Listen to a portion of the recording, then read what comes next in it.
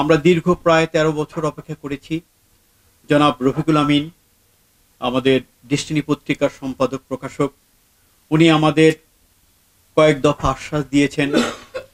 উনি যখন জেলে ছিলেন তখন উনি আমাদের চেক দিয়েছিলেন, তার পক্ষে চেক আমাদের দেওয়া হয়েছিল। একটি চেক আমরা ভাঙিয়েছিলাম, বাকি 2টা চেক আমরা পাইনি, চেকের টাকা পাইনি।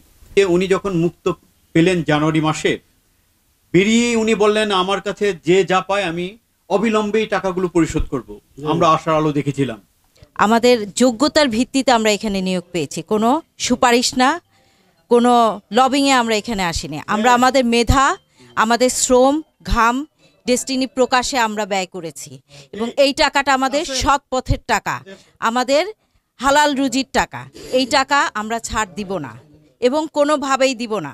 এই দুনিয়াতেও রফিকুল আমিনকে এই টাকার জন্য হিসাব দিতে হবে এবং ওই দুনিয়াতেও তাকে এই টাকার হিসাব দিতে হবে। শ্রমিককে ঠকিয়ে কেউ কোনো সময় বড় হতে পারে না।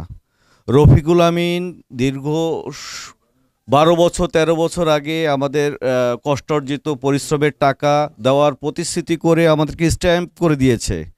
সেই জায়গায় এখন উনি আসার পরে ওনার প্রতিষ্ঠান উনি চালু করেছেন, আবার নতুন এমপ্লয়ি নিয়ে নতুনভাবে প্রতিটাকে চালাচ্ছেন।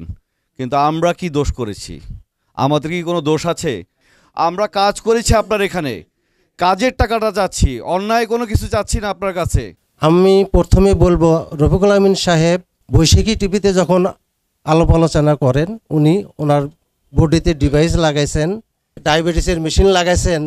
উনি যদি পেসমেকার লাগাইতে পারেন বডির মধ্যে 70 লাখ টাকা খরচ করে, আবার ডায়াবেটিস পরীক্ষা করার জন্য 8 লাখ টাকা খরচ করে ডিভাইস লাগান, তাহলে আমাদের টাকা দেন না কেন? ওই টাকা উনি কোথায় পেলেন? ওই যে 70 লাখ টাকা আর 8 লাখ টাকা উনি কোথায় পেলেন?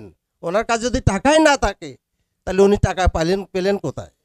উনি যে দোয়াই দেন যে আমার অ্যাকাউন্ট বন্ধ, তাহলে এই টাকা আসলো কোত্থেকে? আমাদের প্রত্যাশা অনুযায়ী, আমাদের হিসাব নিকাশ অনুযায়ী দীর্ঘ সময় আমরা বিনা বকেয়া রেখেও আমরা কাজ করেছি, পত্রিকা চালিয়ে গিয়েছি। কিন্তু 2013 সালে যখন আমাদেরকে গোল্ডেন হ্যান্ডশেক করা হয়েছিল, তারপরের থেকে আমাদের সাথে প্রতারণা করা হয়েছে। প্রিয় বন্ধুরা, এটা আমাদের আন্দোলনের আজকে সূচনা হলো। আজকে আমরা এখানে অবস্থান নিলাম। এরপরে আমরা আশা করি আরো বৃহত্তর আন্দোলন করার জন্য আমরা এখানে আসবো এবং আমাদের টাকা না দেওয়া পর্যন্ত এখান থেকে আমরা কেউ যাব না। তা আমরা যে টাকা পয়সার জন্য আসছি এখানে, এটা আমাদের কিন্তু ন্যায্য পাওনা। হ্যাঁ, এই টাকাটা আমাদেরকে দিতে হবে। আমরা সবাই একত্র হয়ে আমরা সবাই আন্দোলন করে যাব। টাকা না দেওয়া পর্যন্ত আমরা এই আন্দোলন অব্যাহত রাখবো।